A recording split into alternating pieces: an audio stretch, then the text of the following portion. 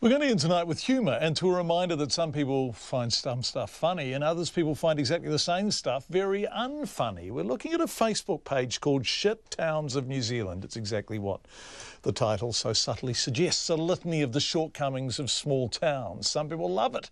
Some people hate it so much the page administrator has received death threats. The question, I suspect, is whether the page is laughing with or at the aforementioned towns it visits, and that will come down to your sense of humour.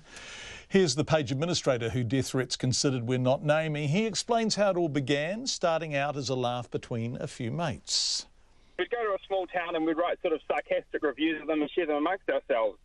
They got a bit of popularity, so we just put the page together mostly for our friends to enjoy, and then sort of over the last, it's been 2 years really, it's picked up popularity.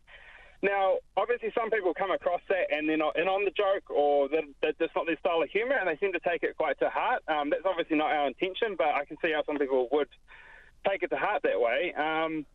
And then obviously they reacted quite angrily, which is not really the intention that we had at all. So what was the intention? Basically, we're a big fan of the old-style Kiwi humour, poking the borax at each other. I grew up in a small town, so I'm well aware of all the foibles, all the ins and outs of a small town. So, can you tell me, without giving away too much, what town you grew up in? It's a town not too far south of Auckland. We have covered it on the site. You didn't grow up in Huntly, did you? No, definitely not. No. Slightly north of Huntly. Right. We're not sort of saying that our page is funny for everyone. It's funny for a very small minority, but we love South Park, we love Frankie Boyle, we love that sort of humour, and that's where we've gone with it. If you're not into it, that's great. Yeah, I watch South Park with my son and roar with laughter. Absolutely roar with laughter, and it's subversive and it's brilliant. But I don't know, I'm a bit of a corny old fool, you know, and the older I get, the more sentimental I get.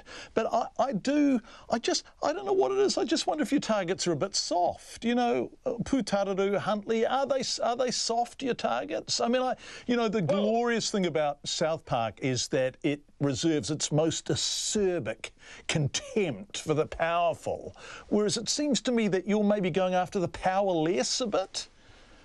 Well, we sort of try to employ, we go across everyone. We're not trying to target any specific group in particular. We've gone after Huntly. We've also gone after Cromwell, and they had some of the worst responses, and I don't think that they could be considered to be sort of down the rung. They're definitely a town that has quite a lot of self-esteem, from what I can gather. The joke for us, anyway, in the long run, is that we're going to do every town, that every town has something worth laughing at, that we're not going to leave anyone out, and it's not really meant to be targeted as such. It's just poking the stick at all the things that make us New Zealanders. Yeah, maybe we need to develop a sense of humour, right?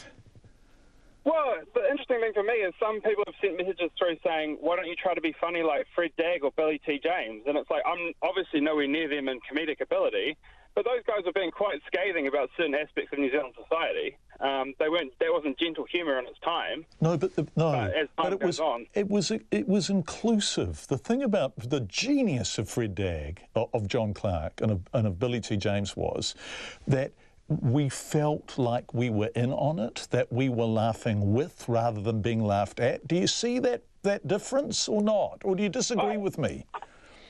No, absolutely. I take your point on that one. And I do think that 90% of people are in on the joke. I think it's more of an attitude thing than necessarily the target.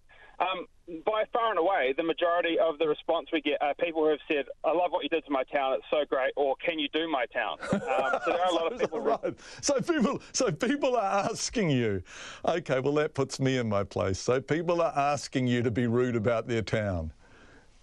Far and away is absolutely the feedback we get. People are like, can you please do Ashburton? Can you do Oklahoma? That's the most amount of response. Okay. Absolutely, I take your point, John. We do have that concern where we don't want to be seen to be attacking people. Like, that's not the sort of comedy we want to engage in. We want to be pushing the barrow out, but we don't want to be victimising anyone. That's clearly a line we don't want to cross. Yeah.